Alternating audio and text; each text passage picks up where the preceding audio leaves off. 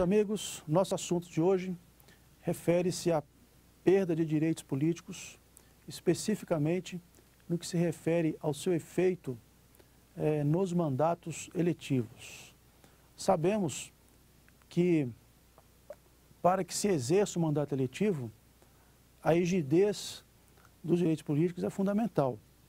Mas nós temos na Constituição regimes jurídicos diferentes relativamente ao tipo de mandato que se exerce. Então, por exemplo, nos mandatos executivos, ou seja, presidente da República, governador, prefeito, quando se extingue, aliás, quando se perde ou se tem suspensos os direitos políticos, há consequência de extinção do mandato. O regime é diferente quanto a parlamentares, ou seja, quanto a membros das casas legislativas, deputados federais, deputados estaduais, deputados distritais e vereadores. Porque aí nós temos uma regulamentação que vem do artigo 55 da Constituição, 55, 56, que se insere ali no âmbito do Estatuto Parlamentar. Quando a pessoa é condenada criminalmente, uma das consequências da condenação é a suspensão dos direitos políticos, conforme temos lá previsto no artigo 15, inciso 3 da Constituição Federal. Ora, se os direitos políticos são suspensos, consequentemente, isso acarreta a extinção do mandato. No entanto, com relação a parlamentares, essa extinção não se dá automaticamente. É necessário que haja um ato da Câmara ou do Senado para que se dê a concretização da perda do mandato.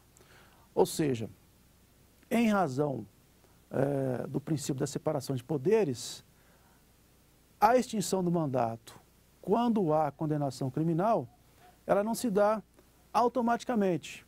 Esse, aliás, foi um assunto muito debatido no Supremo Tribunal Federal, sobretudo quando do julgamento da ação penal do mensalão, né?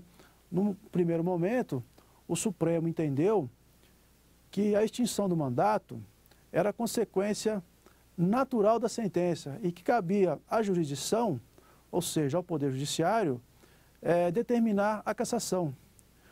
Não havendo, portanto, para a Casa Legislativa nada a prover nesse sentido, porque seria uma consequência, um desdobramento natural que está contido na decisão ou na sentença judicial.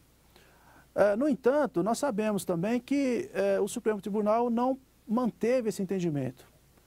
Pouco tempo depois, ele voltou ao entendimento anterior, no sentido de que a cassação, aliás, a suspensão dos direitos políticos em razão de condenação criminal não acarretava necessariamente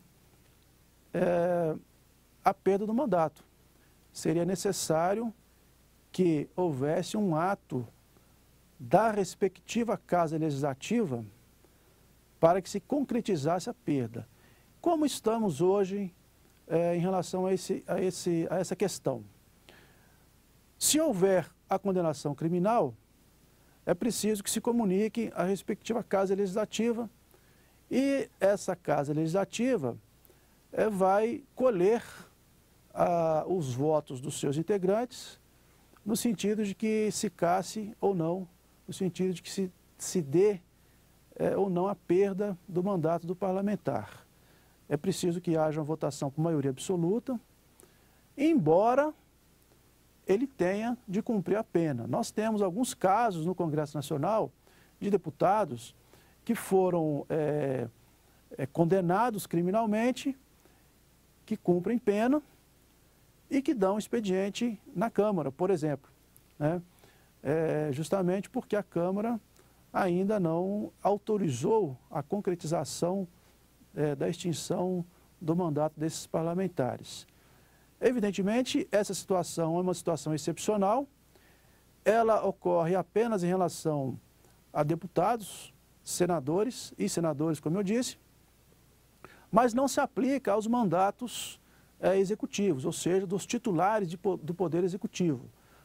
É dizer, não se aplicam a prefeitos, não se aplica a governador, nem a presidente da República, e também não se aplica a vereadores, câmaras municipais. É interessante a situação relativamente ao presidente da República, porque o presidente da República, como nós sabemos, ele goza de imunidade formal, como está na Constituição. O presidente da República ele não pode ser processado por crimes eventualmente cometidos antes do exercício do mandato. Ele só pode ser processado por crimes cometidos no exercício do mandato. E ainda assim, é necessário que para que a denúncia contra ele seja apreciada, é necessário que haja autorização da Câmara dos Deputados. Né? Câmara dos Deputados. A Câmara dos Deputados aprovando que ele seja processado, a denúncia vai ser apreciada pelo Supremo Tribunal Federal, porque é matéria de competência originária do Supremo Tribunal Federal, e em sendo ela admitida, aí sim ele será processado, podendo ser condenado ou absolvido. Se for absolvido, as coisas continuam como estão. Se for condenado, aí então nós poderemos cogitar da suspensão dos seus direitos políticos e também, consequentemente, da extinção desse seu mandato. Então, a jurisprudência do Supremo Tribunal Federal, ela é pacífica nesse sentido e já vem se consolidando há muito tempo. Ou seja, a condenação criminal em relação a mandatos executivos, ela traz também como efeito secundário a suspensão dos direitos políticos e, consequentemente, a extinção do mandato.